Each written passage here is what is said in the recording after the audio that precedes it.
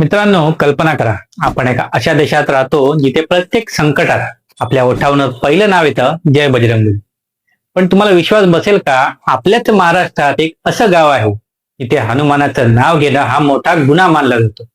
इथे मारुतीचं मंदिर नाही, कुणाचं नाव मारुती नाही, आणि इतकंच काय, इथे चुकूनही मारुती कंपनीची गाडी आणली तर मोठा अनर्थ होतो, अशी इथली भीती आहे.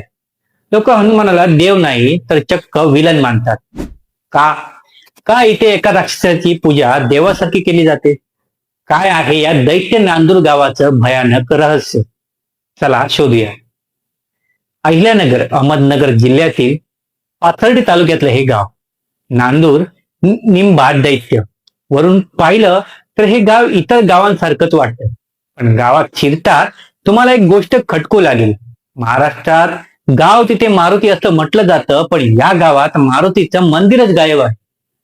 इथली लोकसंख्या सुमारे 3,500 आहे, पण एकाही माणसाचं नाव तुम्हाला मारुती किंवा हनुमान सापडणार. इथे घरांवर मारुती प्रसन्न नाही तर दैत्य प्रसन्न असं लिहिलेलं. इतकंच नाही तर इथले लोकही आपल्या मुलीचं लग्न मारुती नाव असलेल्या मुलाशी करायलाही घाबरतात. जर एखाद्याचं नाव मारुती असेल तर त्याला या गावात मुलगी दिली जात नाही. ही केवळ अंधश्रद्धा नाही तर इथल्या लोकांची गाढ श्रद्धा आहे. आता प्रश्न पडतो, हनुमानाबद्दल एवढा द्वेष का? तर या मागचे रहस्याचे धागेदोरे थेट त्रेतायुगात म्हणजे रामायण काळात जातात. असं म्हटलं जातं की हे गाव पूर्वी दंडकारण्याचा भाग होतं. इथे निंबा दैत्य नावाचा एक राक्षस राहायचा, पण हा राक्षस क्रूर नव्हता. तो प्रभू श्रीरामांचा निस्सिम भक्त होता.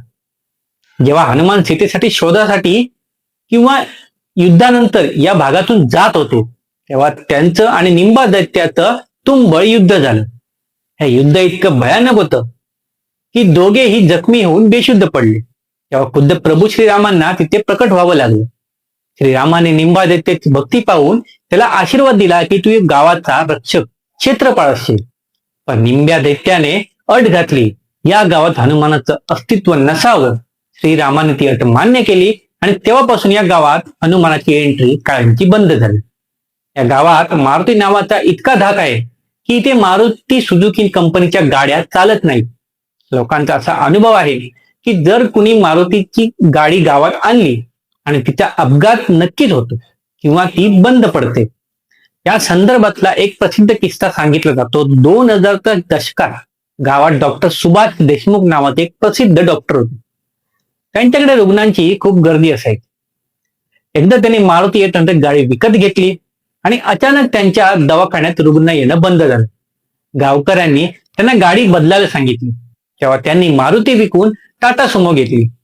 तेव्हा पुन्हा चमत्कारिकरित्या दवाखान्यात गर्दी होऊ लागली. आजही बाहेरून आलेल्या मारुती नावाचा कामगार गावात आला की आजारी पडतो, अशी इथली ख्याती आहे. गावात निंबा दैत्याचं एक भव्य 16व्या दशकातील दगडी मंदिर आहे. या राक्षसाला इथे ग्रामदैवत मानलं जातं. या मंदिराचं वैशिष्ट्य म्हणजे इथे दररोज दुपारी ठीक 12 वाजता एका घराकडून पुरणपोळीचा नैवेद्य येतो. हा राक्षस पूर्णपणे शाकाहारी आहे. आणखी एक आश्चर्याची गोष्ट म्हणजे फक्त हिंदूच नाही तर गावातील मुस्लिम समाजही निंबा दैत्याला तितक्याच श्रद्धेने पुजतो. गुढीपाडव्याला इथे 3 दिवसांची मोठी जत्रा भरते, जिथं लोक नव्या वर्षाची सुरुवात या दैत्याच्या दर्शनाने करतात. मित्रांनो, श्रद्धा आणि तर्क यातील ही लढाई आजही या गावात पाहायला मिळते. जिथे संपूर्ण जग हनुमानाची पूजा करतं, तिथे एक गाव आपल्या दैत्य रक्षकासाठी हनुमानाला लांब ठेवतं. तुम्हाला काय वाटतं, ही फक्त एक परंपरा आहे की खरंच काही दैवी शक्ती?